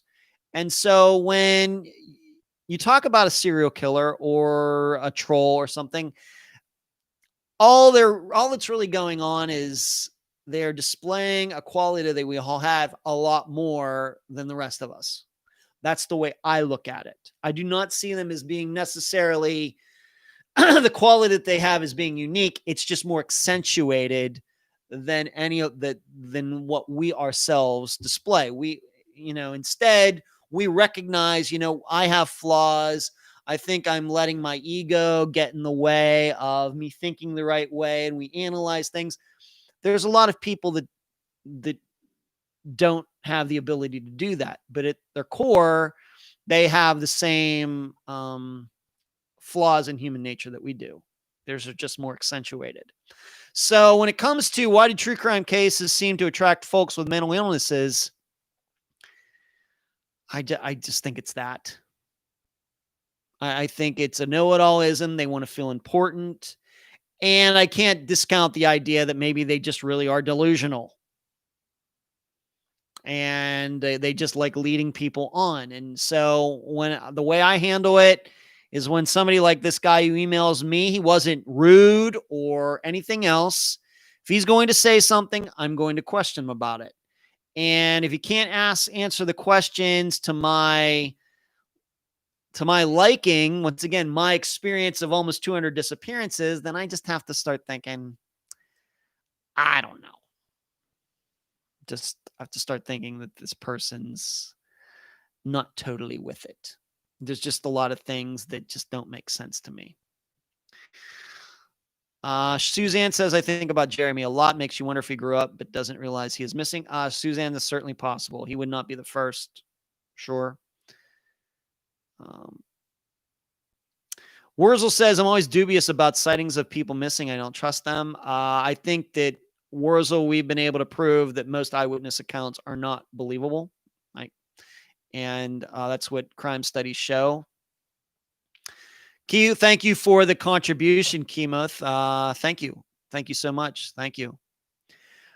Wurzel says a lot of nutters and wackos in the Delphi case. So I've heard. I don't follow it very closely, but not surprised. LaFord says, Indy got it. It was Lisa Kimmel. Lisa Kimmel was the one who was driving, and something happened, and her car was found in, I think it was it a CRX, a Honda CRX? Little car, two-door car, something like that. That got buried in the guy's trailer. There we go. Yeah, okay. I just remember that. James says, I got slapped one time by Don Rickles at a show. Okay. Well, it's your claim to fame, James. Wurzel says, trolls are the same ones who help an elderly person across the road. Internet is a persona. Yeah, a lot of people a lot of people act on the computer the opposite of how they act in real life. I can't relate to that. I don't know why people do that. I don't know. I think anybody will tell you that if you see me on this program, the way I act here is the same way I act out in the disc golf course. I have a very dry sense of humor, a little dark humor. As I was in the process of losing the lead in that tournament, I tried to put a very try to put not a positive spin, but a humorous spin on it. That's just who I am. One more thing. Well, not one more thing, but almost one more thing. Julie Weflen, I want you to know that John Polis has texted me over the last few days, and he is continuing to work, as you might expect, on trying to connect Will Parks to Julie's disappearance, along with the other women that we talked about in that episode from 3 or 4 months ago. It was really nice having John on the program, even though I'm not sure I agree with him. But he has contacted a few more people in this hiking group that we talked about during the episode. I'm not going to name it exactly. I don't want to dirty its name in any way. But he seems to still think that he's on the right path. And he was asking me for some information about addresses that I could get, and I gave those to him, and I'll just leave it at that. You should know, on the other hand, and I don't know if I even said this, don't remember, after the episode came out, but the main investigator on Julie Weflen's disappearance did contact me after the episode came out. And it was a long email, and I did respond to him. He did not write back to me after that. But this investigator pretty much said, I'm just going to be honest, he pretty much said that John Polis is full of it. So you can take that for what it's worth and combine that with John thinking that he is slowly getting, more confirmation that Will Parks can be connected to the women that we talked about in the Julie. We talked about Julie Weflen's disappearance the most.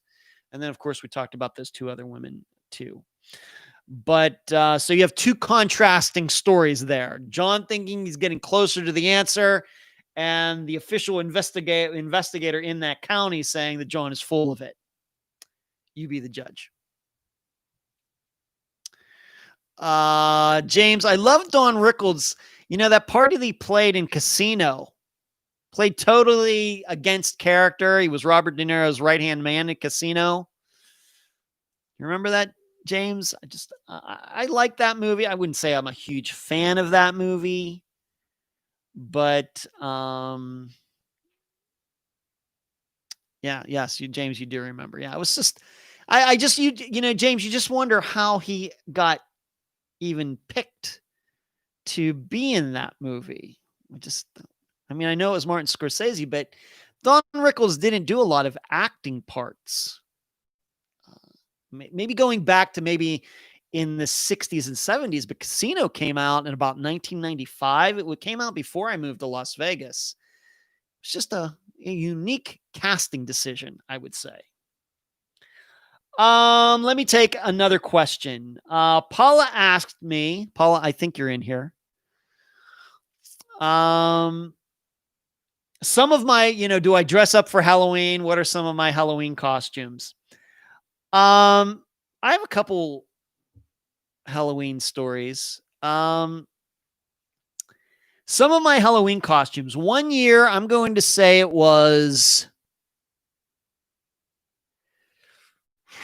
1995,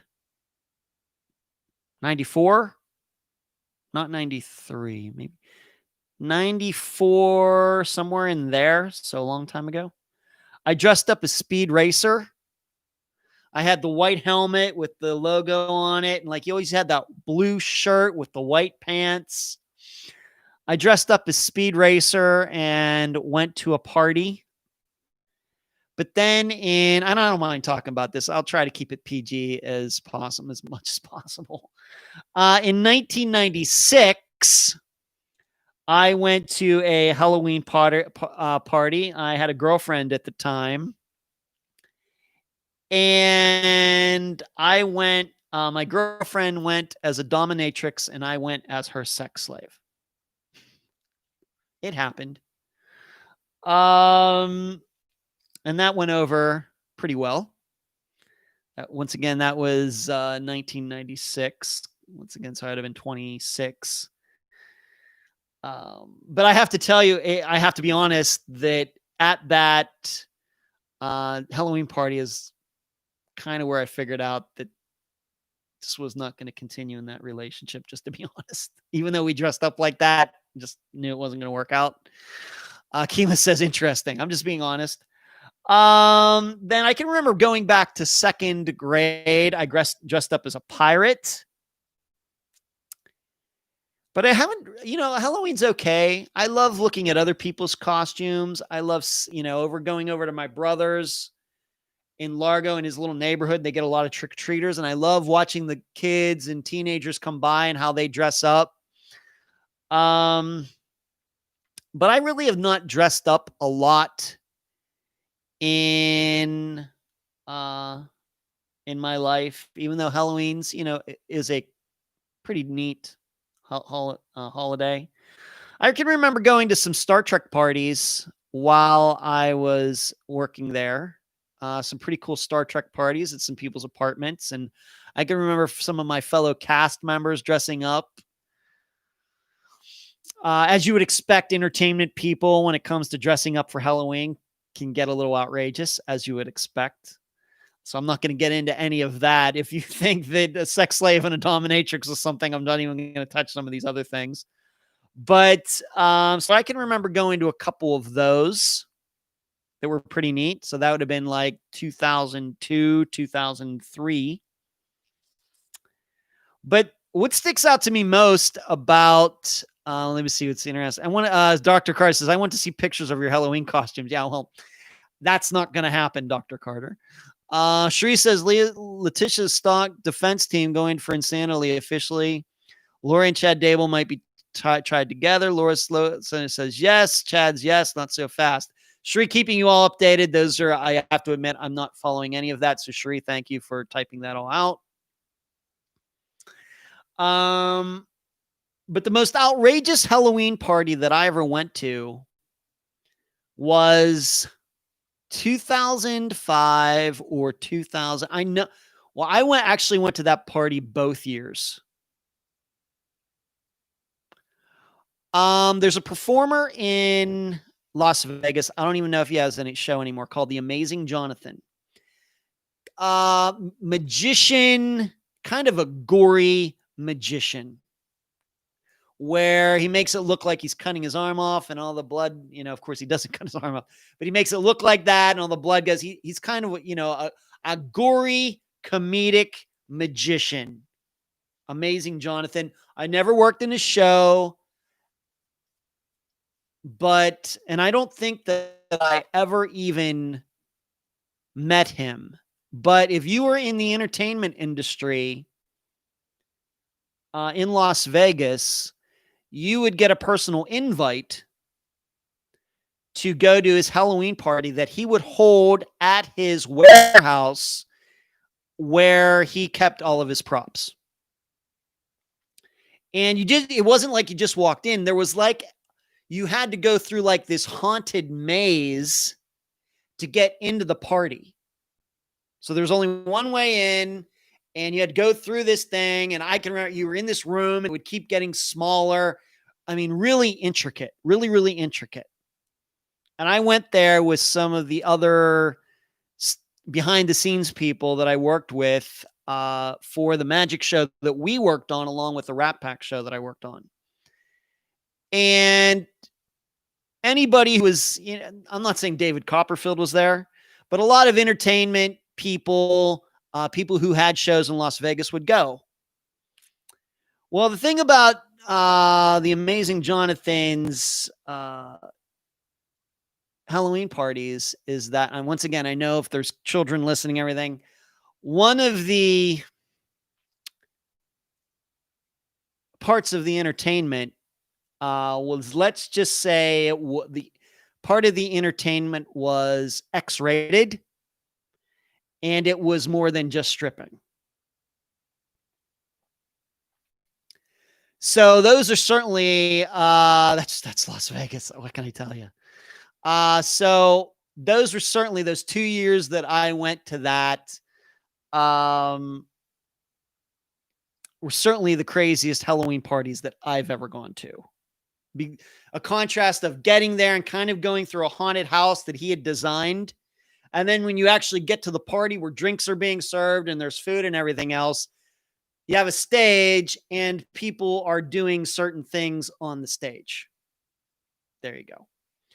So that's Las Vegas. So those are my Halloween stories going way back to many, many, many years ago. Unsaw James says he remembers the amazing Jonathan at the Mirage. Maybe. I really don't remember, James. Even though I went to these parties, I don't remember meeting him. I might have. I don't remember. Of course, there was hundreds of people there. Indy says, I went as a Girl Scout of the evening a few years ago, won second place in a costume contest. Girl Scout of the evening. That sounds interesting, Indy.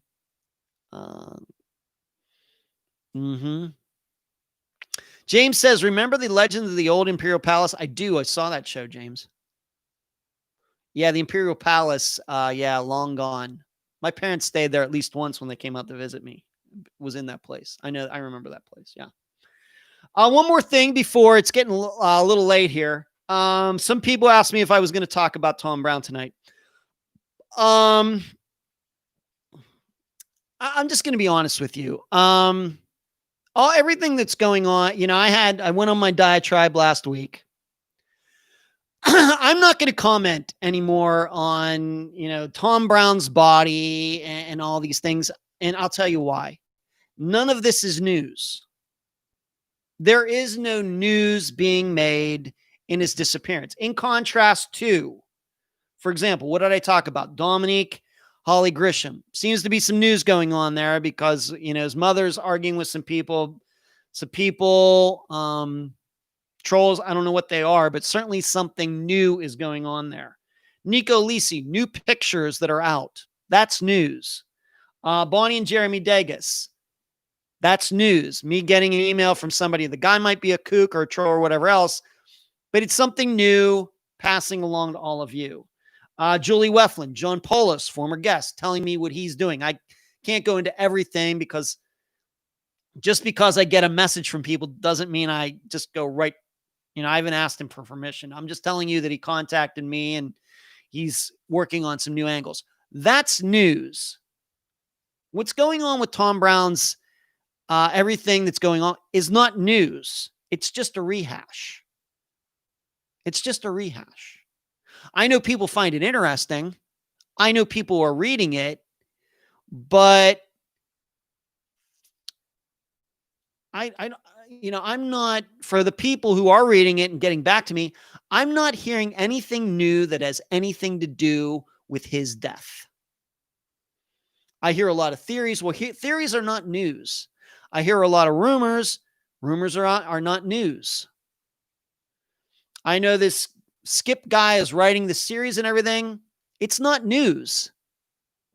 Although I know that since I did the interview with Penny over 2 years ago, yes, Tom has been found. Yes, there was a meeting. Yes, Nathan Lewis recorded it. Yes, Nathan lost his job. Yes, Pine Gregory lost his job, but pretty much that interview, even though I even admit it seems that Penny stories has changed at least a little bit. In fact, I was talking to somebody about that just within the last few days. Somebody wanted to know what I meant by that. The interview that I did with her over 2 years ago still stands up today, even though I realized that a few things have changed. So I just don't see any news being made, new things. So I don't want to put myself in a situation where just because somebody writes about something about Tom Brown's case, that everybody thinks, well, now I have to respond. I only want to respond if it's news. And what's going on with this series and Penny doing interviews, it's not news. It's just all rehashing of stuff we already know. And even if it is regarding the diapers or anything, that doesn't have anything to do with his disappearance. So I only talk about people's private lives if it can be connected to a disappearance. That's the standard on Unfound. That's the only reason we talk about drugs and things that people get into. We don't do it because we're trying to expose, their entire life. We do it because that might have something to do with this disappearance. And I don't want to get into a situation where I'm expected to answer every thing that somebody writes and it has nothing to do with the disappearance and it's just a rehash.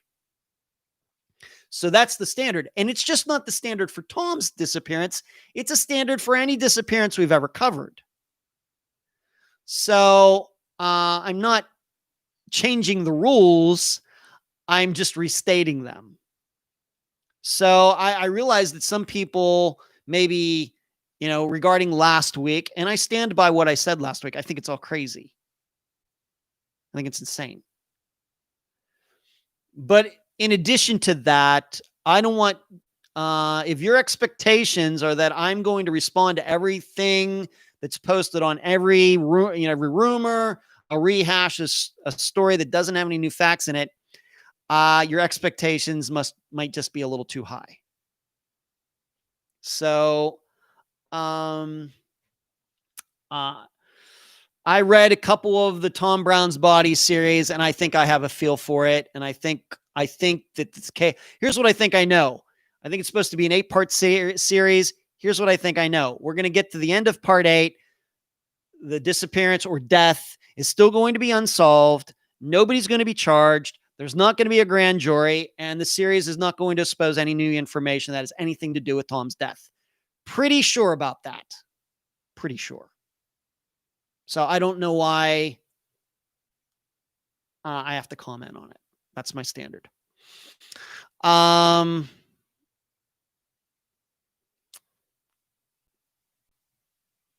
Yes, Sheree talking about, Sheree and I have to talk about the Unfound Roundtable this weekend when I'll just leave it at that.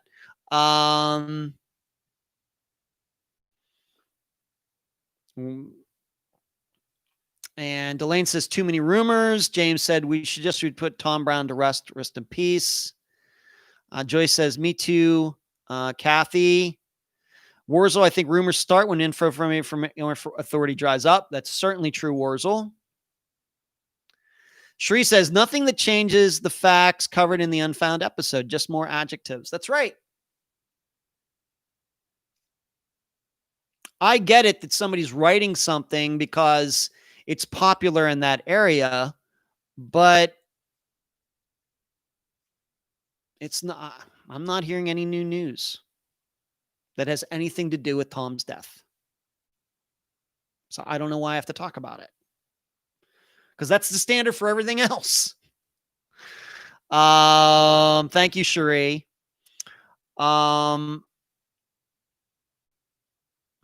Charlotte says, I agree too, Sheree. Doctor, I wish they would solve Tom's murder and get justice for him. Well, it may be a murder, doctor. It may not. All I care about is factual information that could push us one way or the other, or whatever direction. I don't care what direction. I'm just stating that the rehashing gets old after a while. And I think that the reason that's going on is because, as I've stated before, Tom Brown's disappearance and death has become a cottage industry. People think, oh, it's popular. Now I have to write about it. It gets a lot of attention. I see the figures when Tom Brown's video is the second most popular video watched on YouTube, next to Flight 370. At least that's the way it used to be. I know. So people say, oh, I have an opportunity to get a lot of likes and shares and attention, and everything. So I'm going to write about it. Even though I know in writing about it, I'm not going to expose any new information that has anything to do with Tom's death. We don't need a rehashing of everything. We need people out there investigating and finding new information that it could have something to do with this disappearance. That's what we need. That's not what we're getting. Kathy, oh, wow, Joyce, my daughter's talking about nursing. Ann says, I'm sorry, but who lets their children listen to true crime? To me, that is just insane. That's my opinion. Well, Ann, I can tell you that many of Unfound's listeners listen to the program with their children. I know that for a fact. They listen to it in the car, going on trips. And that's why we keep the program PG as best as we can, even though we do talk about drugs and prostitution, a lot of adult themes on the program. We keep it PG and there's no swearing. So I try to, I don't ever want any parent to be listening to this program with their hands on each side of their child's head, covering up their ears when they hear something they think bad is coming. I don't want that. So Unfound is PG. All right, let's get to, man, a long show tonight. Let's get to this Friday. Very excited to be bringing this disappearance to you this Friday. We are finally going to be officially covering the disappearance of Jodi Huisentruit. Jody's disappearance is one that I've talked about often on this live show. And in fact, some of you may be saying, well, didn't you already cover it before? Didn't way back in 2017? Well, kinda. Caroline Lowe was on the program back in about April or May of 2017. And yes, we did talk about Jody's disappearance, but it was part of a larger discussion regarding Caroline's work reporting on crime and disappearances as a reporter. We also talked about Jacob Wetterling's disappearance, which she had worked on since almost day one, because that's in the area where she was reporting at the time in Minnesota. And that was a disappearance that was actually unsolved in 2017. It has since been solved.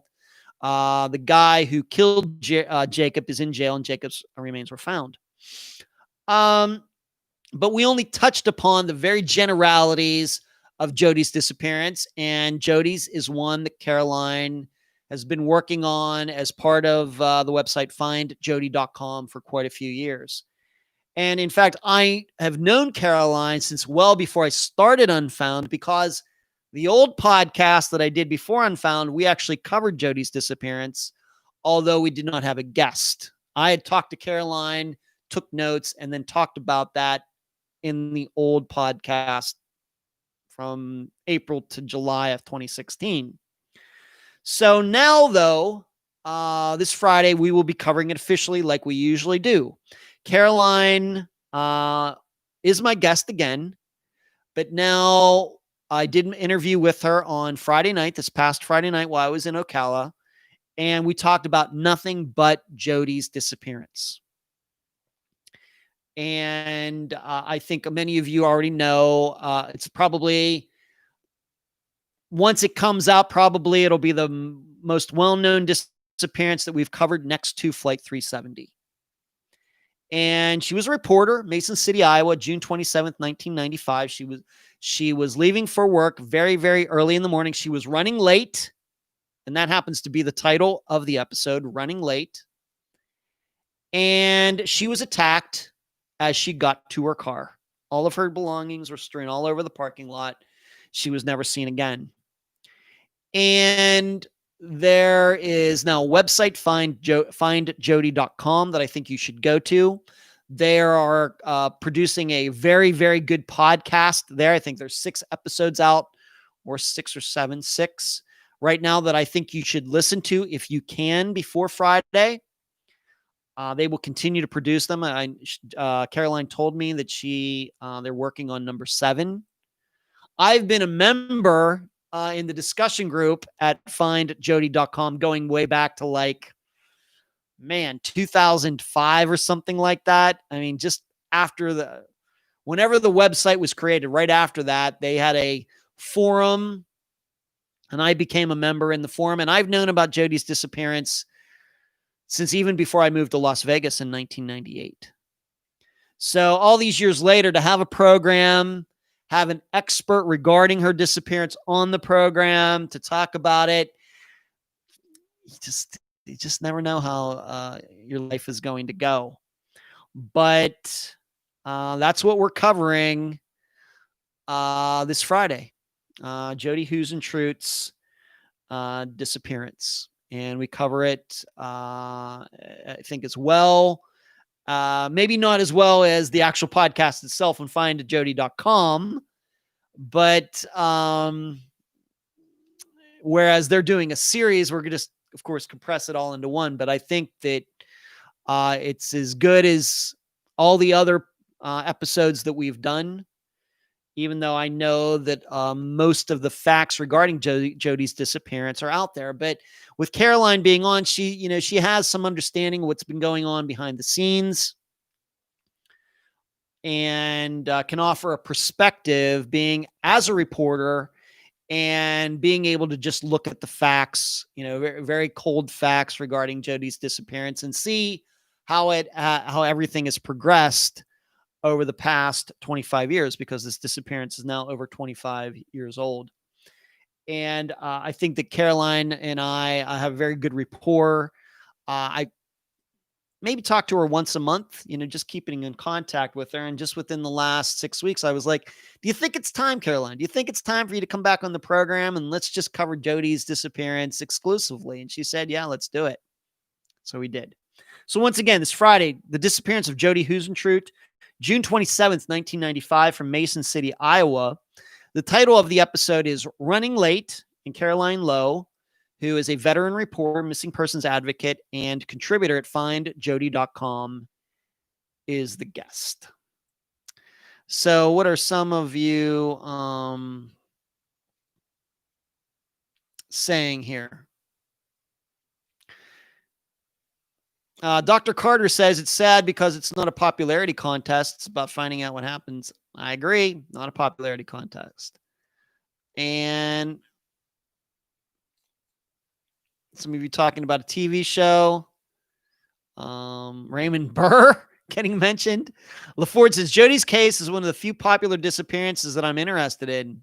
The Jody podcast is a good one. It is very good. And we do talk about some of the episodes, but I didn't want to ruin it. I'm not here to steal another podcast's thunder. So we touch upon some of the topics they've covered, but we do not go into a lot of depth because, once again, I want people to listen to what Unfound offers and then go to that podcast as well. I'm not trying to steal their listeners at all. They're doing a great job over there. Charlotte says Jody's is a really interesting one. Wurzel says Columbo and Peter Falk is my favorite. Columbo is so good, Wurzel. Yeah, Charlotte says, yeah, LaFord loves Columbo as well. Okay. So that's it. Long, maybe one of the record longest live shows tonight. Not sure I expected that. But what do we do? Talked about getting back from Orlando. Talked about disc golf in Ocala. No disc golf this weekend, although I will play with the club on Sunday morning. YouTube going over 10,000 subscribers. Talked about the Angela Green poll, Stephanie Hollingsworth, some new videos. Remember, tomorrow evening, 7 p.m. Eastern on the Fischler College of Education and School of Criminal Justice YouTube channel. I'll be meeting with Dr. Grace Telesco to talk about the Marco Island 3. Talked about Tom Brown at least for a couple minutes. I'm not going to continue to analyze rehashing of Tom's disappearance. Domonique Holley Grisham, Nieko Lisi, Bonnie and Jeremy Degas, Julie Weflen. I did not get to this other piece of news regarding this Holly Cortier who got lost in Zion National Park for 12 days. There's some doubts about whether she's telling the truth or not. I have to kind of agree, but I'm not going to get into it now. Too late. Took a lot of great questions from the audience and then some questions that came to me beforehand. And this Friday, the disappearance of Jodi Huisentruit. By the way, this episode will also be coming out early because I have something to do at 1 p.m. on Friday. So you can look for it maybe around noon time, Eastern time. So that's it. I'm out. Thank you so much. Thank you for the contributions through the super chat tonight. And I hope you enjoy this show as much as I enjoy putting it on. So good night, everyone. Great to see all of you tonight. Thank you so much. Good night.